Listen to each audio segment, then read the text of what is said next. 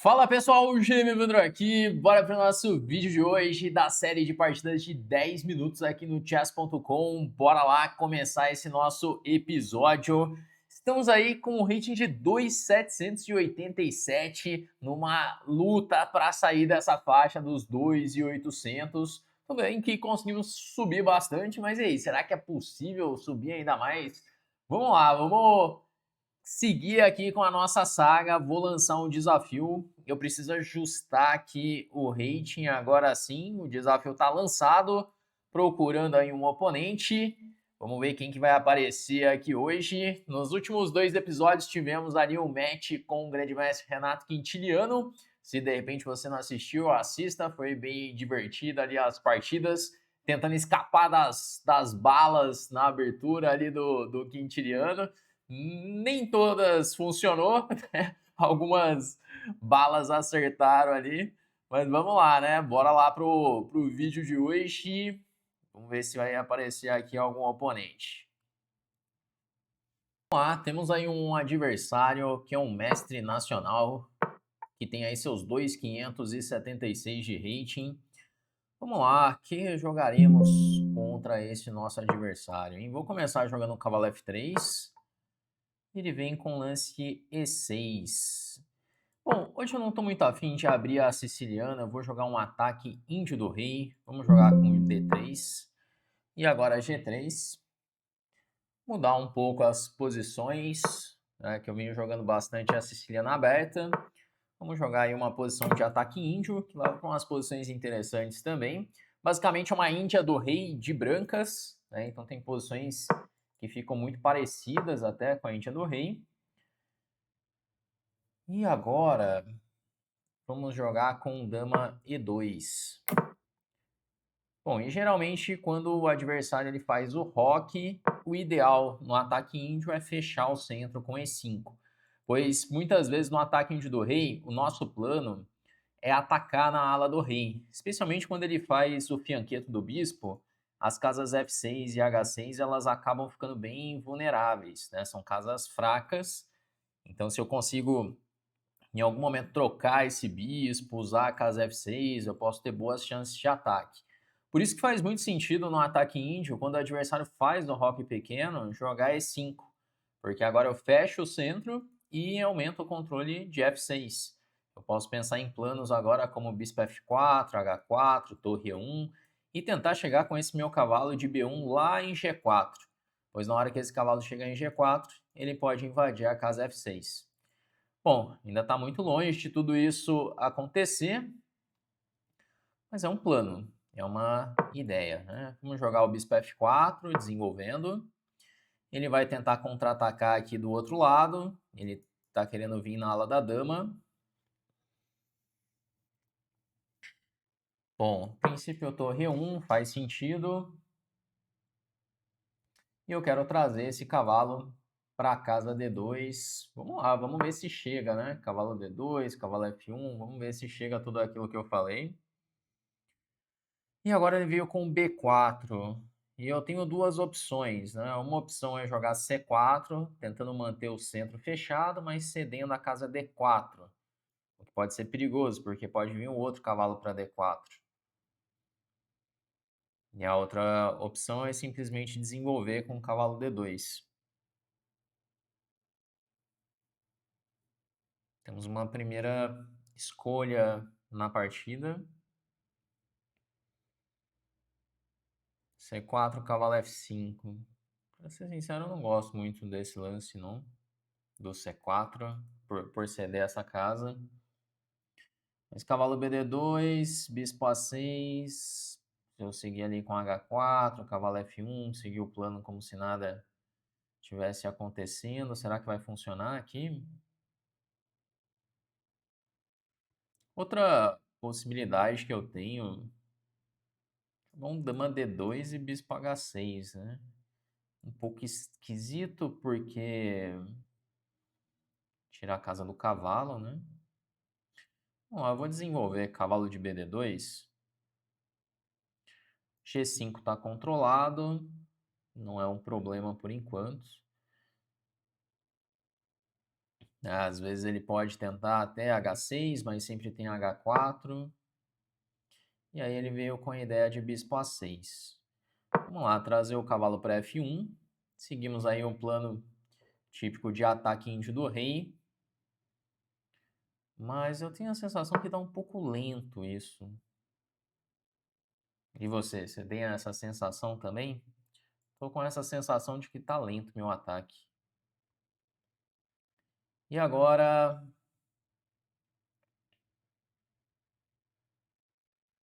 novamente, se C4, cavalo F5. Se cavalo E3, cavalo D4. Cavalo por D4, cavalo por D4. Não parece muito interessante isso. Se eu jogar dama D2, com a ideia de bispo H6. Porque para explorar as debilidades aí nessas casas pretas, eu preciso trocar esse bispo, né? Pelo menos o ideal seria trocar esse bispo. Bispo H6, se bispo por, dama por, não pode tomar em D3 que leva cavalo G5. Bispo H6, se toma, cavalo F5, eu volto para D2, ele toma em C3, toma em C3, dama B2. E temos alguns problemas para resolver.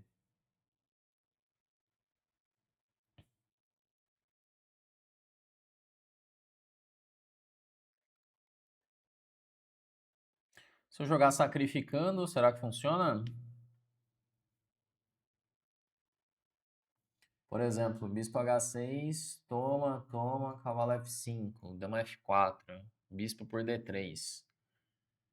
G4, cavalo E7, dama H6, ameacei cavalo G5.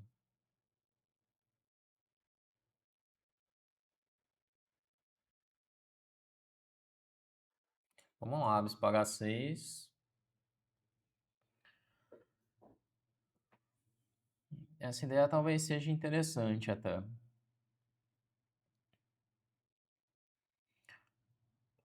Porque como a dama está longe ali da ala do rei, se ele troca esses bispos,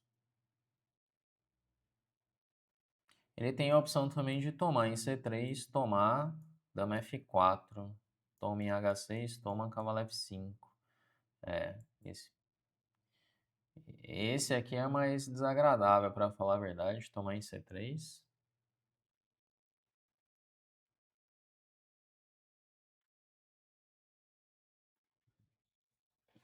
Esse é um pouquinho mais desagradável. Realmente meu ataque tá lento.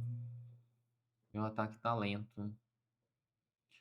Precisaria de um tempo ainda para esse ataque chegar. Ou precisaria ter jogado um lance tipo um torre C1 antes.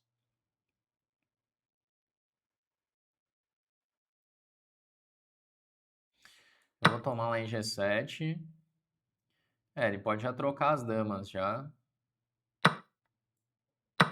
Vamos voltar esse cavalo, cavalo D2. E temos aí essa posição bem mais ou menos.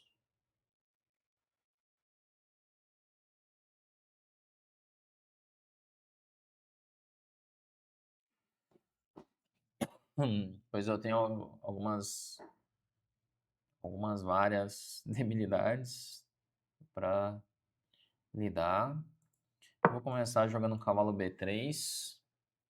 Bom, meu plano de ataque falhou.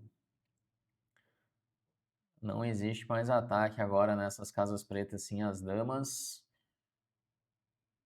Faltou calcular essa ideia do dama B2. Tinha que ter preparado contra isso primeiro. Talvez ter jogado um torre C1 mesmo.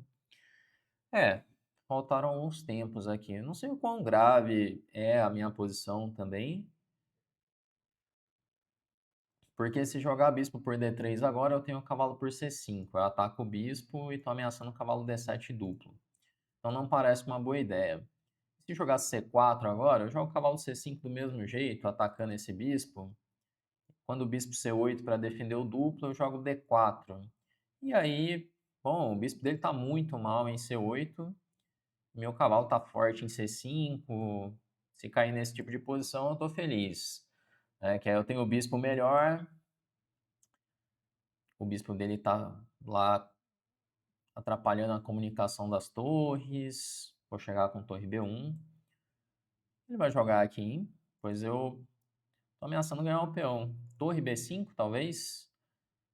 Apesar de ficar tudo meio pendurado, talvez seja um lance. Uma cara estranha, né? Mas se C4, ele vai tomar, toma torre B4.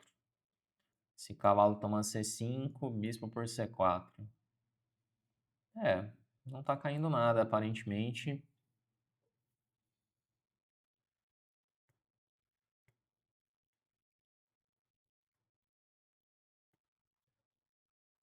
Talvez eu possa preparar essa ideia jogando um cavalo D2.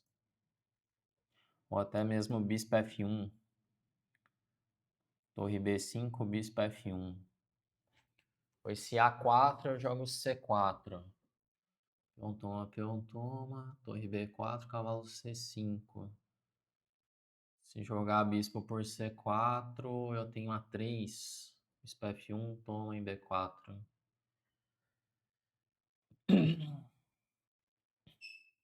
No fim sobrou um cavalo B3 aí que talvez seja um lance interessante. Olha, ele jogou o torre B5 que eu falei.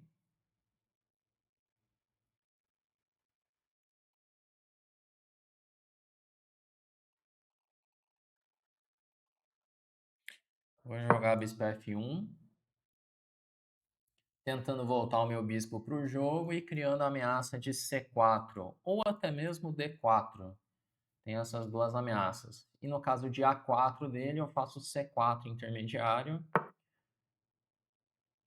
C4, se peão toma, torre B4, cavalo por C5. E agora se ele tomar de bispo em C4, eu tenho A3.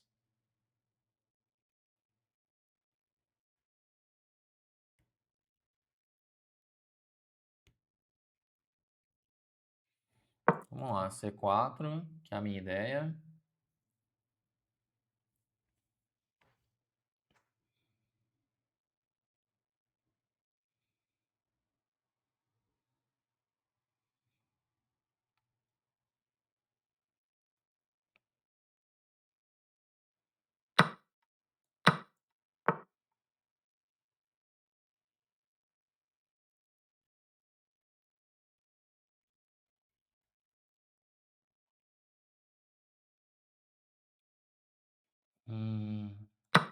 Bom, tomar em C5.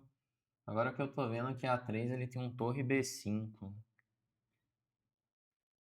Deixamos escapar.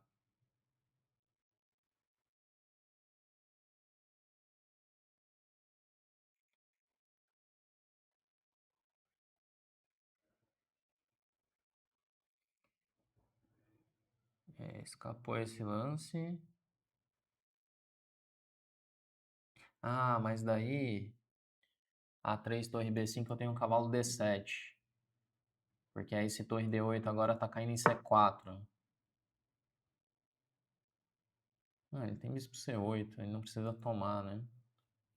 Não é ruim esse lance dele também, né? Mas tudo bem, meu cavalo em C5 ele tá bem agora.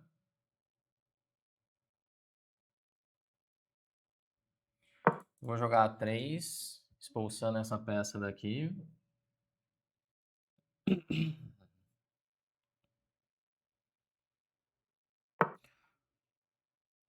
E talvez... Bom, eu posso tomar em A4. É uma ideia.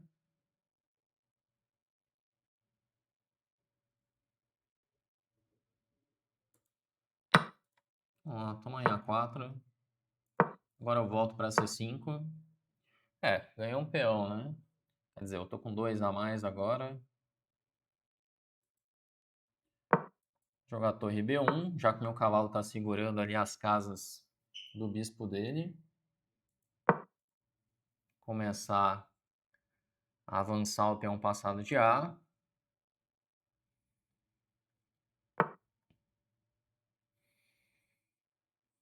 Agora, o que seria interessante fazer para melhorar essa posição, hein?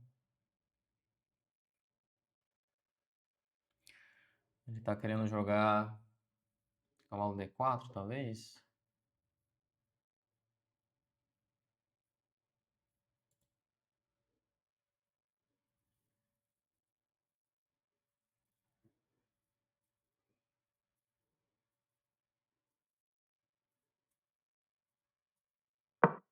Vamos jogar torre B6.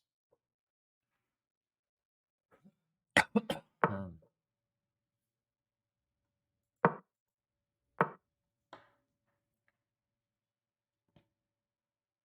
Bom, não parece uma ideia ruim seguir avançando. Vamos ver até onde eu consigo avançar esse peão de A.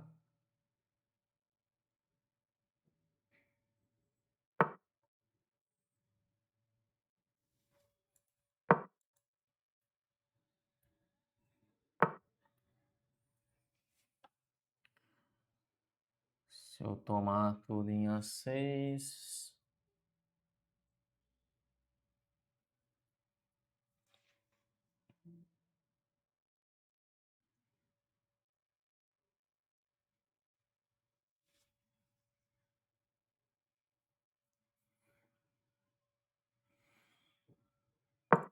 Bom, não está tão claro ainda.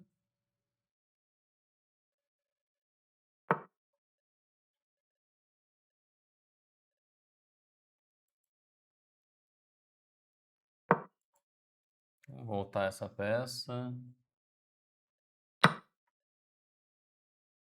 Caramba, pendurei o peão, né? Simplesmente eu pendurei o peão.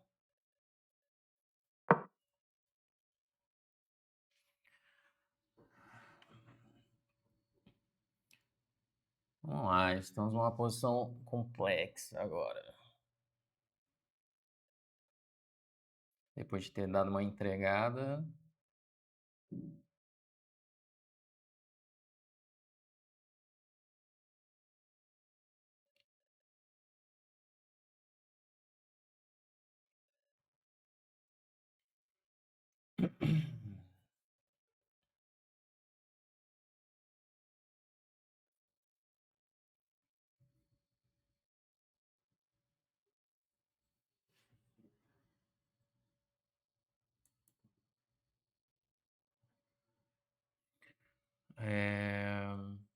Ele tá querendo voltar com o cavalo.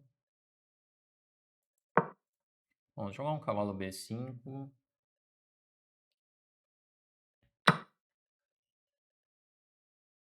Caramba, eu pendurei de novo? Não é possível.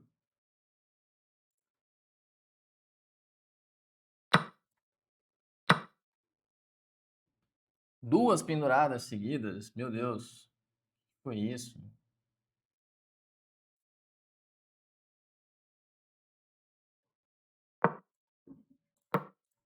Pendurei os dois peões que eu tinha a mais. E agora... Sei lá o que tá acontecendo nessa posição.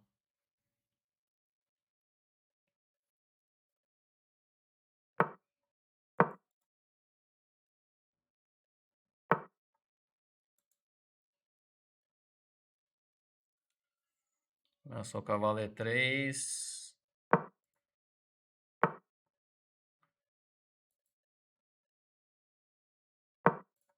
Jogar esse.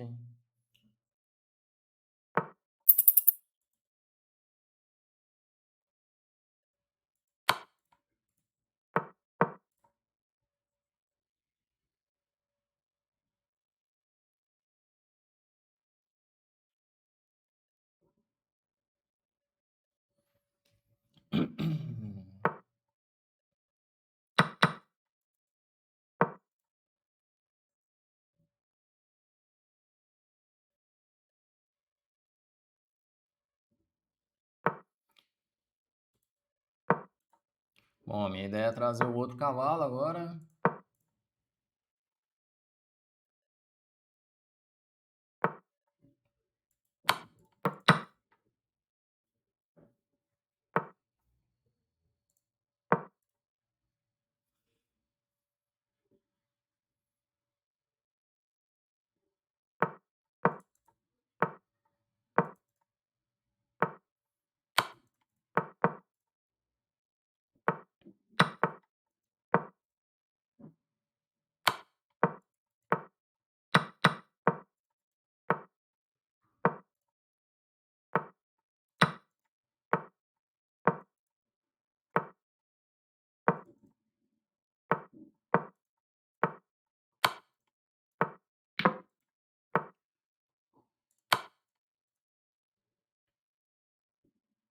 É.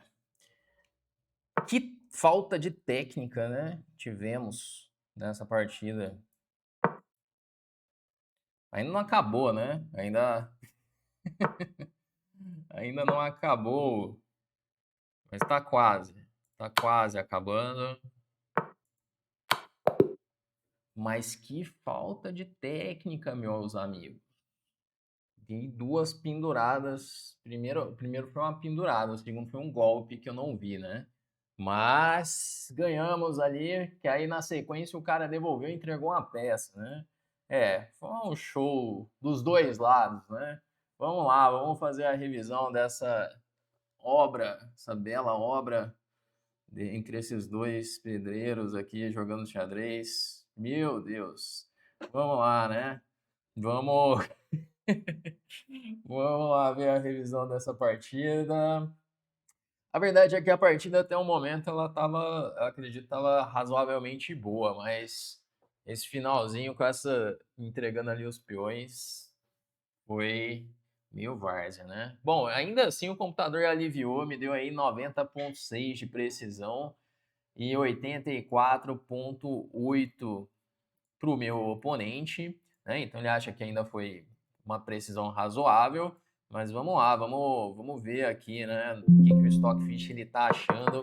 Jogamos aí um ataque índio do rei. Essa aqui é uma abertura muito interessante de se jogar. Então, assim, entre as opções para enfrentar a defesa siciliana com E6, essa é uma que você limita muito o seu adversário. Então, você acaba escapando de todas as sicilianas, todas as opções. Eu fiz até para os alunos da Chessflix um curso sobre repertório de aberturas de brancas usando anti-sicilianas, para você não precisar abrir a siciliana sempre. E contra a siciliana de E6, a minha sugestão é o ataque índio do rei, que leva para posições sempre dinâmicas, posições com chances de vitória, né? E, pô, foi a arma do Bob Fischer, né? Até mesmo Kasparov, vários jogadores já jogaram ataque índio do rei.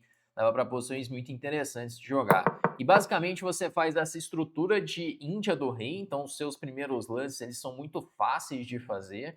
O bispo vem para G2, você vai rocar, né? Então esses, vamos dizer aqui, esses 6 primeiros lances você faz quase que no automático, né? Mas aí depois, dependendo de como o seu adversário jogar, que vai mudar o seu jogo, né? Aqui eu joguei com C3, com a ideia de D4, dama E2, e aí eu fecho o centro com E5. Bom, até aqui tudo normal do ataque índio do rei. Sempre que o adversário rocar, o plano é fechar o centro e começar a passar as peças para o ataque. Mas eu acredito que eu não conduzi muito bem aqui onde colocar as peças, né? Porque torre 1 talvez já seja desnecessário. Cavalo D2, bispo A6. Bom, esse aqui é um momento importante, né? Que eu preciso fazer algum... Do jeito que eu joguei, ficou muito lento. Como será que eu posso... Será que esse C4 deve ser jogado na posição? Não sei, esse é um momento importante nessa transição da abertura para o meio-jogo. Porque eu joguei cavalo F1, tinha que ser o C4. Porque se ele jogar agora cavalo F5, cavalo B3, defende D4 e defende C5. Bom, faltou esse lance para a posição ficar muito boa, ficar bem organizada. Então, ó, 2 temas interessantes de aprender aqui na posição do ataque índio, essa posição que surgiu. Primeiro que o peão de C5, ele vira um alvo, como aconteceu na partida, aqui ele já era um alvo já. Então, C4 tem 2 pontos interessantes desse lance. Um que mantém a posição fechada, não vai abrir a ala da dama, e o outro é que fixou a debilidade lá em C5, eu posso começar a bater nessa debilidade, trazendo o cavalo para B3. Então isso aqui é bem legal. Se ele jogar A4, H4, e se cavalo F5, deixa mesmo, deixa entrar com esse cavalo em D4. Ficou me incomodando esse cavalo vindo para D4, mas não é tão grave assim. Simplesmente volta a dama para D1. É mais importante manter o centro fechado do que ter o controle dessa casa. Eu joguei cavalo F1, dama D2 e acaba sendo lento esse meu plano. Aqui tinha que jogar cavalo E3. Cavalo E3, depois se trocar tudo e jogar o mesmo dama B2, agora eu tenho o cavalo C2, evitando a troca das damas. Várias sutilezas aqui. Eu joguei bispo H6, que é ruim, e tô ficando bem mal nessa posição, olha. Então toma, dama B2, bispo G7. Ele tinha que tomar de rei em G7 para ficar com vantagem. Que depois de rei G7, eu já vou ter que jogar sacrificando esses peões. Claro, porque quando ele tomou em D2, cavalo D2, ele reorganizou o meu cavalo. Então era muito mais preciso tomar de rei agora. Ele quis trocar as damas logo para eu não ter chance de ataque na ala do rei. Só que o detalhe é que meu cavalo ele vem para o jogo com muita força, esse cavalo B3. Não foi planejado isso aqui, meio que sobrou aí essa ideia. Às vezes rola isso no xadrez, né? Eu não tinha visto antes a ideia, só quando chegou na posição. Porque agora se ele tomar em D3, eu tenho o cavalo por C5. Bispo B5, cavalo D7 duplo. Então tem esse detalhe tático, porque ele entrou em toda essa posição achando que agora ou ele toma em D3 ou ele entra na sétima. Só que eu tenho esse recurso tático que não só salva o peão, como me dá vantagem já, né? Aí ele jogou esse, bispo F1 tá bom, C4 tá bom. Aqui eu acertei uns lances, né? E aí eu ganho o peão de C5. Beleza, a minha ideia é que se ele tomasse em C4, eu jogaria A3. E se torre B5 agora, cavalo D7. E aí eu vou ganhar uma qualidade. Tem lance melhor do que cavalo D7? Segundo a máquina, cavalo por E6 é o lance. Que lance, hein? Que lance. E agora se joga esse, vai ter um cavalo volta para E2. Caramba, e por que não a minha ideia de cavalo D7? O cavalo vai ficar preso, será? Se eu tomo em F8, ele volta para C4, cavalo D7, bispo D5.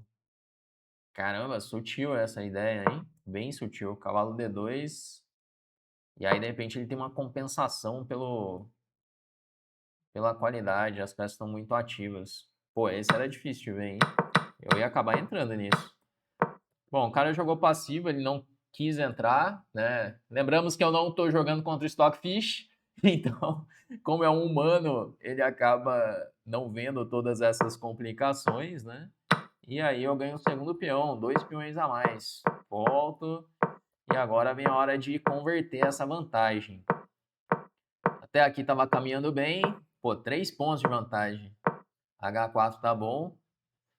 E agora vai vir uma sequência de lances ruins, assim, que, meu amigo... Bom, tinha que jogar A6, né? Simplesmente. Joga A6, cavalo B8.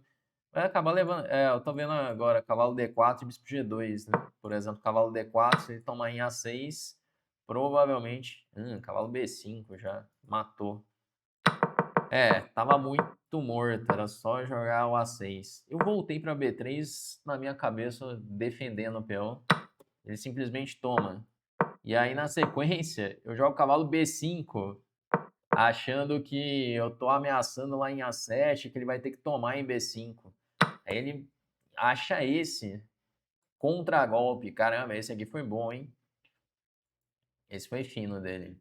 Esse eu não, nem tinha sonhado. E de repente a posição igualou.